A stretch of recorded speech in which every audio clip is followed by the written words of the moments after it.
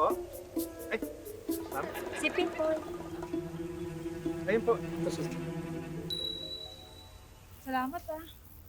Kundi dahil sa'yo, nalunod na ako. Ay, hindi. Lahat naman siguro gagawin yun eh. Nagkataon lang na ako'y malapit. Hindi. Ang daming tao eh. Pero ikaw lang naglakas loob na isave ako. Ako nga pala si Grash. Ay, Pepito. Pipito, salamat ah. Itay. Ay. Si Gracia. Si Gracia. Asawa ko. Ikaw. Nagip ko nga lang yung babae. Alam mo, pabaya ako malunod yun. Pambira ka. Pero nung nakita ko kayong dalawa, hindi siya mukhang nalulunod. Ikaw ang mukhang lunod na lunod sa kanilayakan dahil kausap mo siya. Hindi ko nga paano kakausapin. Hindi ko alam ang pangalan ni Gracia. Yung babae. Ay, talaga ba nalulunod ang babae yun tapos sinagip niya? Hindi ko po alam. Hindi ko po narinig, ma'am eh. Pambihira. Ano hindi narinig? Dami-dami tao nagsisigawan. Ano nalulunod? Hindi mo narinig yun? Sorry, sir. Naka-headphones po ko kanina. Hello? Hindi pa tayo tapos sa sagip-sagip na yan.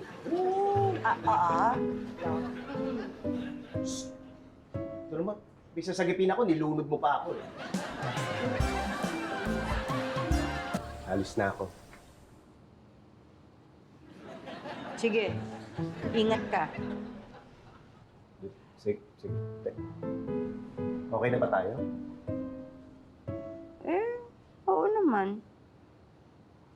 Sige, Deb. Alis na ako. Ingat. Ay, oy, nga pala.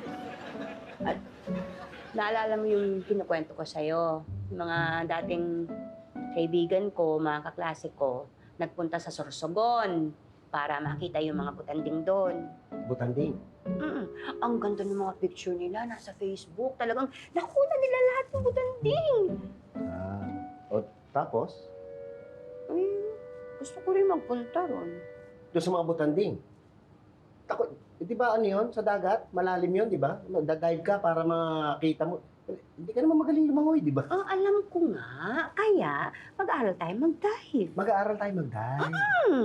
Alam mo, sabi ni Mang Ben, yung hardinero dyan sa clubhouse, kailangan daw matuto rin tayong mag-dive o mag-swimming dun sa malalim kasi survival swimming daw yun.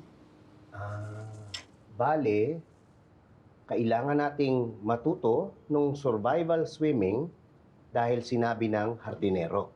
Nakakainis ka naman eh. Hindi nga.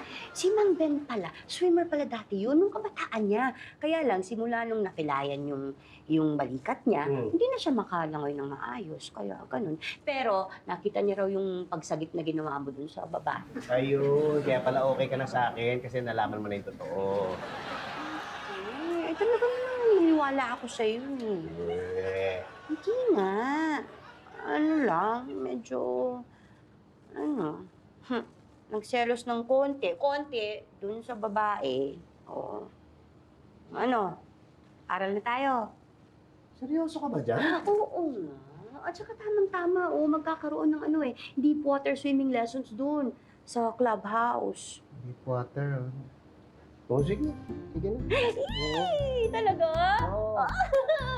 Sa wakas, makakaswimming na ako kasama ng mga butanding at mapipicturan ko. Ingat ka, baka ikaw ma-picture. Ano? Kaya alis na. Alis na. Awat, awat, awat,